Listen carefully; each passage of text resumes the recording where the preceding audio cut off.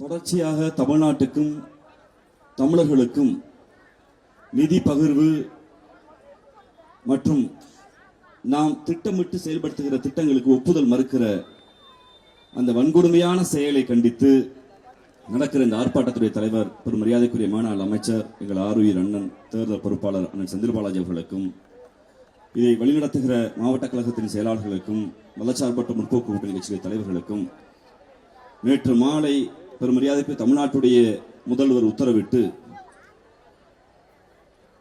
திரள்வோம் திரள்வோம் பகைமைகள திரள்வோம் என்பது போல் திரண்டிருக்கிற கழகத்துடைய தலைவர் உடன்பிறப்புகளுக்கும் கூட்டணி கட்சி தொண்டர்களுக்கும் என்னுடைய பணிவான வணக்கம். இந்த கூட்டத்துடைய நோக்கம் நாம் நிதியை கேட்கவில்லை, மெட்ரோவிற்கான நிதியை கேட்கவில்லை. அவன் நிதி கொடுக்கவில்லை என்றாலும் இந்த திட்டம் செயல்பாட்டுக்கு வரும்.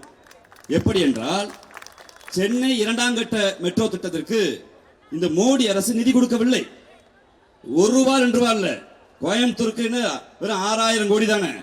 ஆனால் 2வது திட்டமாக சென்னையில் செயல்படுத்தப்பட்ட பூந்தமல்லியிலிருந்து சென்னை சென்ட்ரல் வரை இயற்றப்பட்ட திட்டத்திற்கு 60,000 கோடி ரூபாய் அதை தன் சொந்த காசில் போட்டு முடித்து காட்டியவர் எங்கள் தமிழ்நாட்டுடைய முதலமைச்சர் முத்துவேல் கருணாநிதி ஸ்டாலின் அவர்கள். அப்ப ஏன் அவன்கிட்ட ஓடியாடுறோம்? எதுக்கு ஓடியாடுறோம்னா, இந்த மாநில அரசுக்கும் மத்திய அரசுக்கும் 2 பிரிவு இருக்கு. பஸ் வர்றதுக்கு மோடிட்ட கேட்க வேண்டிய அவசியம் இல்லை, ரோடு வர்றதுக்கு மோடிட்ட கேட்க வேண்டிய அவசியம் இல்லை, போலீஸ்காரருக்கு சம்பளம் கொடுக்கறதுக்கு மோடிட்ட கேட்க வேண்டிய அவசியம் இல்லை. ஆனால் விமான நிலையத்தை விரிவாக்க வேண்டும் என்றால் ஒன்றிய அரசு கேட்க வேண்டும், ரயில்வே விட வேண்டும் என்றால் ஒன்றிய அரசு கேட்க வேண்டும்.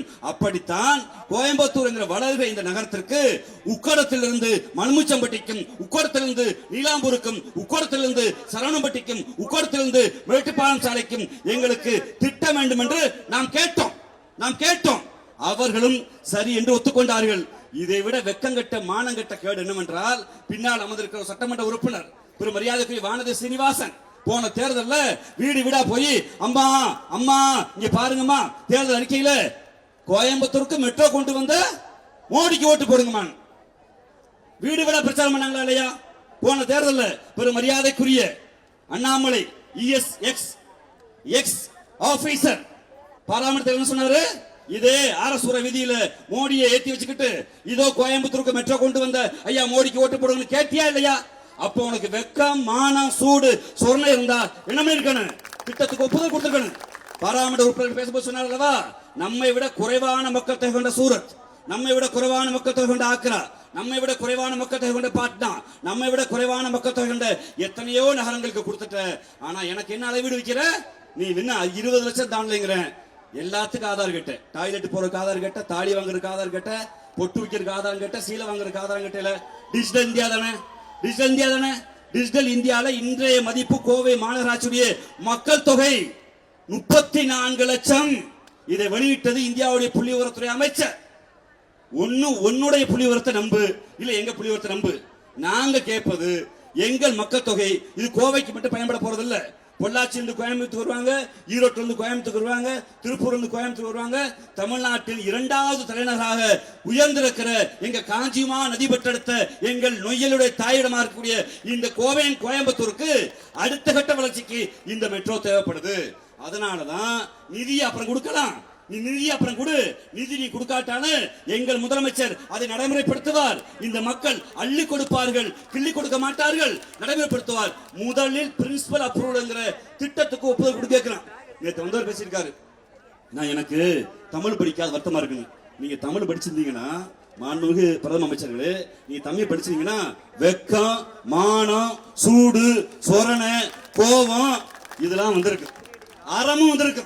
ஏன்னா எங்க தமிழ் எங்களுக்கு கற்றுக் கொடுக்கிறது உயிரே போனாலும் மானம் பெருசுடான எங்களுக்கு கற்றுக் கொடுக்குது. ஏன்டா அடுத்த நாள் கோயம்புத்தூருக்கு போறோம், ஊருக்காரங்க கழுவி ஊத்துவாங்க, திட்டுவாங்க. இப்ப ஒப்புதல் கொடுத்துட்டோம்னா உங்களுக்கு வெக்கமான சூடு வந்திருக்கு. நீங்கள் தமிழ் படிக்கவில்லை, அதனால்தான் சூதும் வன்மமும் உங்களுக்கு வந்திருக்கிறது. எங்கள் தமிழ் இறைவனே படைத்தால் என்றாலும் அவை பாட்டி கேள்வி கேட்ட தமிழ். எங்கள் தமிழ் சிவனே வடிவலை என்றாலும் நக்கீரனுக்கு விடை கொடுத்த தமிழ். எங்கள் தமிழ் ஏக இறைவனை மண்டியிட்டு தொழுகிற போது அல்லாஹ் என்கிற தமிழ் சொல்லை இந்த ஊருக்கு கொடுத்தது எங்கள் தமிழ் தான். வீரமாமுனிவரும் போப்பும் வந்து உலகில் எத்தனையோ மதங்கள் இருந்தாலும் நாங்கள் தமிழை கற்றுக்கொள்ள ஆசைப்படுகிறோம் என்று மதம் பரப்ப வந்தவர்கள் எல்லாம் தமிழர்களாய் மாற்றிய தமிழ் எங்க தமிழ். எங்க தமிழை படிச்சிருந்தீங்கன்னா எங்க தமிழ் சொன்னது யாதும் ஊரே யாவரும் கேளுன்னு. உங்களை மாதிரி பாட்னாக்காரனுக்கு 2 கண்ணு 2 கை, தமிழ்நாட்டுக்காரனுக்கு ஒண்ணு இல்லைன்னு வண்ணமும் சூதும் வந்திருக்காது. உங்களுக்கு வந்திருக்காது. நாங்கள் இப்போதும் கேட்கிறோம், பணம் நீ கொடுக்க பணம் எங்களுக்கு தேவையில்லை. இதே நிர்மலா சீதாராமன் சொன்னாங்க, ஜிஎஸ்டி நிதியை பீகாருக்கு கொடுக்குறீங்க, யூபிக்கு கொடுக்குறீங்க, ஏன் எங்களுக்கு கொடுக்க மாட்டீங்கன்னு கேட்குறீங்க அப்படின்னு.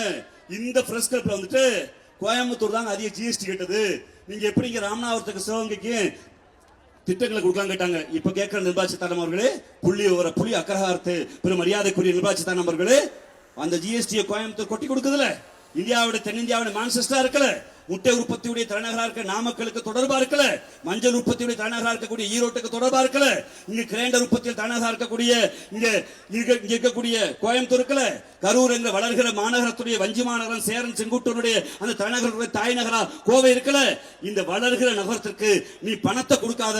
பணம் எங்களுக்கு தெரியும், பணத்தில் இருப்பது காந்தி நோட்டா வேண்டுமா இருக்கலாம், அதில் எங்க ரத்தமும் சதையும் தொங்கி இருக்கிறது. தமிழர்கள் நாங்கள் உறுதியாக ஒரு நாள் தமிழர்கள் இந்தியாவுடைய நோட்டை அச்சடிக்கிற அதிகாரத்துக்கு போவார்கள். அப்போது எங்கள் கையில் அச்சடித்துக் கொள்வோம். இப்போது திட்டத்துக்கு அப்ரூவல் கொடு. நீனே கொடுத்த திட்டத்திற்கு நீனே மாறுறது எங்க ஊருக்கு பேரு மொள்ளமாரித்தனம். மிஸ்டர் மொள்ளமாரித்தனம் செய்கிற நரேந்திர மோடி அவர்களே, திட்டத்துக்கு ஒப்புதல் கொடுங்கள். நன்றி, வணக்கம்.